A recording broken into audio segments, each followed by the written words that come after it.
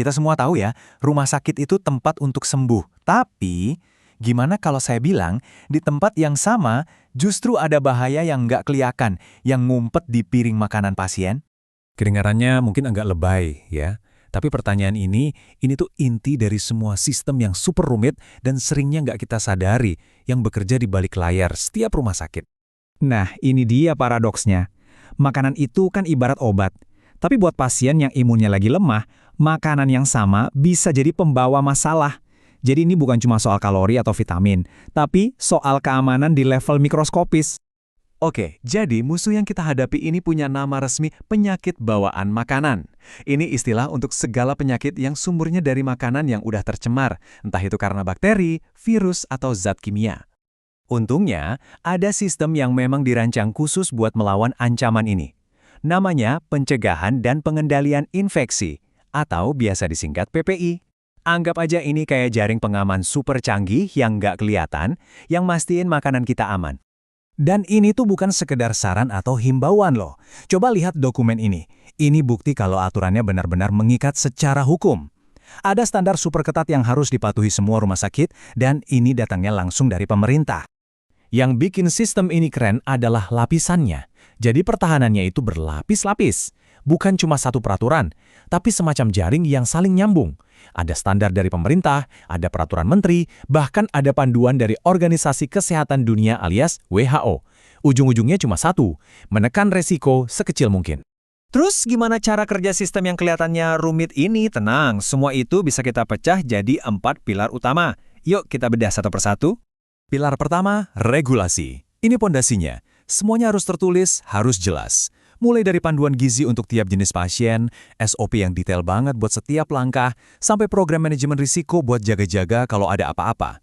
Ini udah kayak kitab suci operasional mereka, jadi nggak ada tuh yang namanya improvisasi. Lanjut ke pilar kedua, yaitu fasilitas. Lingkungan fisiknya sendiri itu dirancang khusus buat keamanan. Ada jalur yang jelas, mana area bersih, mana area kotor. Jadi nggak kecampur. Mesin cuci piringnya pakai pemanas suhu tinggi buat bunuh kuman. Dan ini nih, troli berpemanas. Kelihatannya sepele, tapi ini penting banget buat jaga suhu makanan, biar bakteri nggak sempat berkembang biak pas makanan diantar ke pasien. Pilar ketiga, dan ini krusial banget, orangnya, sumber daya manusianya. Fasilitas secanggih apapun nggak akan ada gunanya kalau orangnya nggak kompeten. Makanya, setiap orang yang berhubungan dengan makanan, dari koki sampai yang nganterin, wajib dapat pelatihan khusus soal PPI. Merekalah garda terdepan di rantai keamanan ini. Dan pilar terakhir yang mengikat semuanya, mutu. Ini soal pengecekan terus-menerus. Gimana kita bisa yakin 3 pilar tadi jalan? Ya, dengan diuji. Sampel makanan diambil setiap hari, kualitas air dicek, bahkan kesehatan stafnya dipantau secara super ketat. Sampai-sampai mereka harus rutin menjalani pemeriksaan usap rektal. Itu semua demi memastikan mereka nggak bawa bibit penyakit apapun.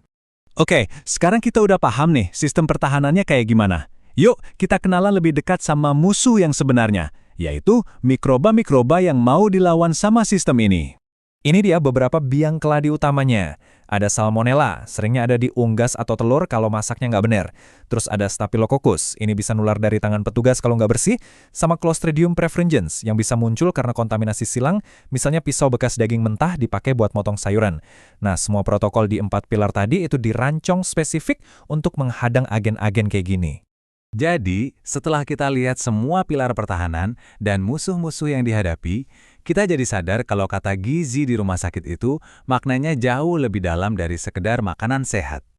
Intinya begini, di setiap nampan makanan yang disajikan di rumah sakit, ada satu bahan tambahan yang nggak tertulis di menu, yaitu keamanan.